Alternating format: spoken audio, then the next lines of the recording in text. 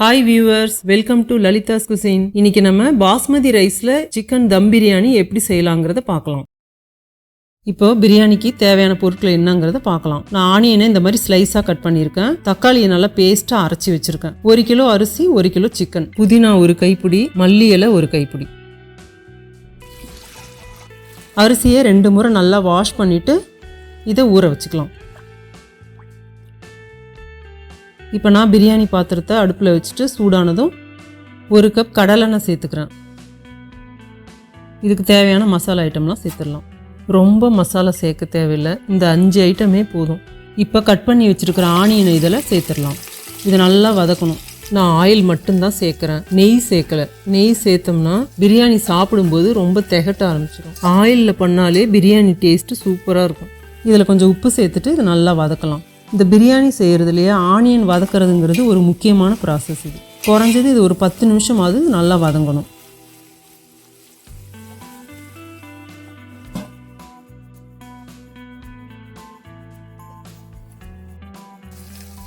Onion வதங்க ஆரம்பிச்சிருச்சு. இந்த ஸ்டேஜில் இதை நல்லா கிண்டி விடணும். இந்த ஆனியனோட எட்ஜஸ்லாம் நல்லா ப்ரௌனிஷாக ஆகிற வரைக்கும் இதை நல்லா வதக்கணும். அப்பப்போ இதை அடி பிடிக்காமல் இருக்குதான்ட்டு செக் பண்ணிக்கணும்.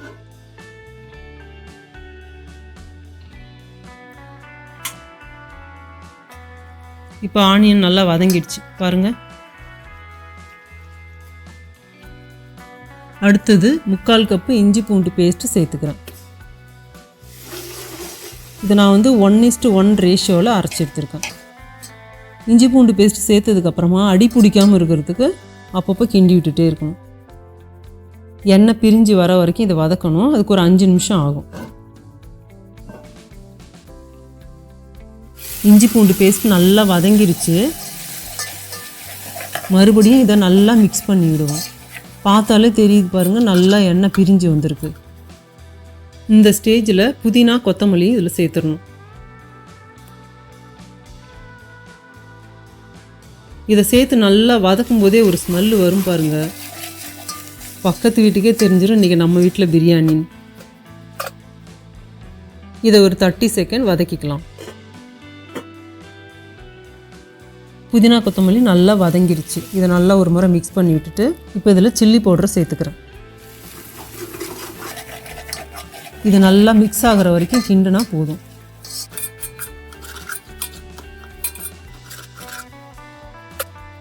அரைச்சி வச்சிருக்க தக்காளியை இப்போ சேர்த்துருவோம். பின்னாடியே தயிரும் பச்சை மிளகாயும் சேர்த்துருவோம்.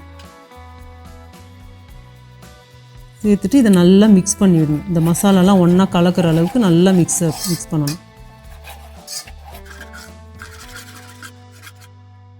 இது எண்ணெய் பிரிஞ்சு வர வரைக்கும் வேகட்டும். ஒரு 5 நிமிஷம் ஆகும்.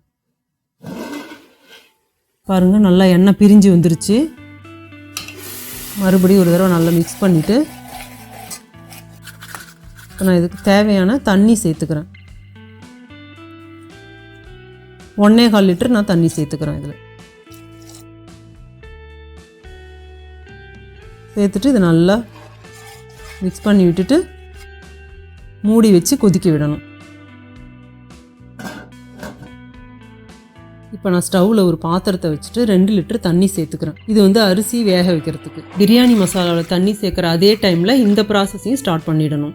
அப்போ தான் ரெண்டும் ஒரே டைமில் கொதிச்சு வரும்.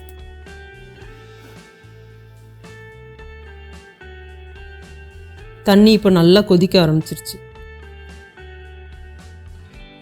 இதில் மசாலாவை சேர்த்துட்டு கூடவே உப்பும் சேர்த்துக்கிறேன். உப்பை சேர்த்து இதை நல்லா மிக்ஸ் பண்ணி விட்டுட்டு மறுபடியும் கொதிக்க விடுவோம்.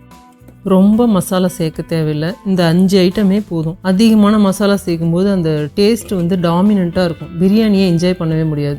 அடுத்தது நம்ம பிரியாணி மசாலா கொதிக்க ஆரம்பிச்சிருச்சு. இந்த ஸ்டேஜில் இதில் நம்ம சிக்கனை சேர்த்துருவோம்.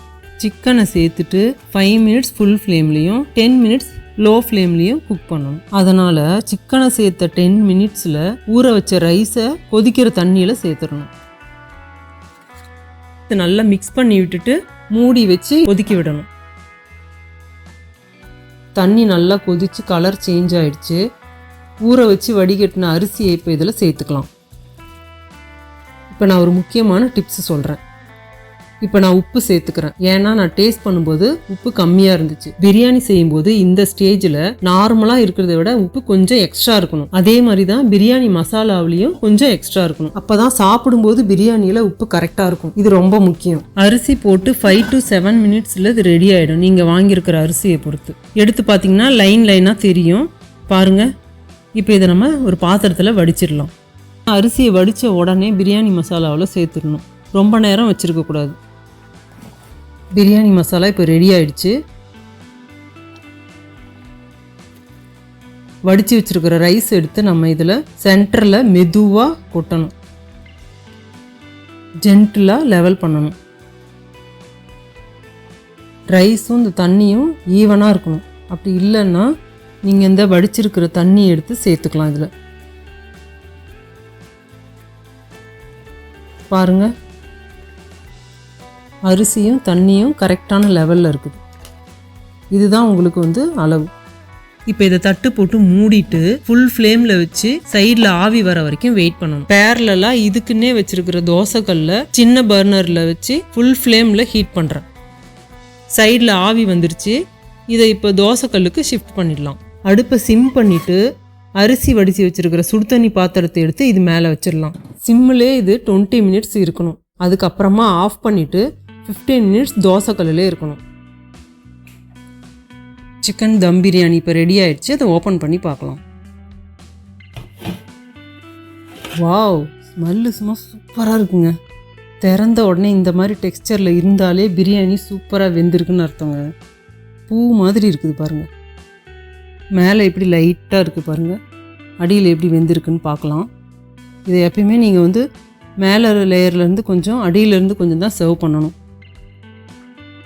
அடுத்து பிரியாணி நல்லா வெந்திருக்குன்னா அடியில் தண்ணியே இருக்காது பாருங்கள். தண்ணியே இல்லை. அடியிலேருந்து ரைஸை எடுத்து போடும்போது இந்த அளவுக்கு மாய்ஸ்டடாக இருக்கணும். அப்போ தான் நீங்கள் சாப்பிடும்போது சாதம் பூ மாதிரி நல்லா ஒன்றோட ஒன்று ஒட்டாமல் பொல பொலன்னு இருக்கும். இதிலேருந்து ஒரு பீஸ் எடுத்து எப்படி வெந்திருக்குன்னு பார்க்கலாம்.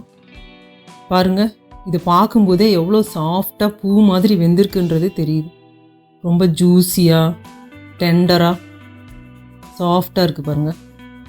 பொதுவாக பிரியாணி எல்லாருக்கும் ரொம்ப பிடிக்கும். அதுவும் பெங்களூரில் நாகார்ஜுனா, நந்தினி இந்த ஹோட்டல்ஸில் பிரியாணி ரொம்ப ஸ்பெஷல். ஆல்மோஸ்ட் அந்த டேஸ்ட் மேட்ச் பண்ணுற அளவுக்கு தான் நான் செஞ்சுருக்கேன். நீங்களும் இதை உங்கள் வீட்டில் ட்ரை பண்ணிவிட்டு உங்களோட எக்ஸ்பீரியன்ஸை அவசியம் கமெண்ட்ஸில் சொல்லுங்கள். இந்த வீடியோ உங்களுக்கு கண்டிப்பாக பிடிக்கும்னு நம்புகிறேன். இந்த வீடியோவை லைக் பண்ணுங்கள், ஃப்ரெண்ட்ஸுக்கு ஷேர் பண்ணுங்கள், சேனலை சப்ஸ்கிரைப் பண்ணுங்கள், கூடவே பெல் ஐக்கானையும் கிளிக் பண்ணுங்கள். மறுபடியும் நான் உங்களை ஒரு நல்ல ரெசிபியோடு மீட் பண்ணுறேன். தேங்க்ஸ் ஃபார் வாட்சிங்.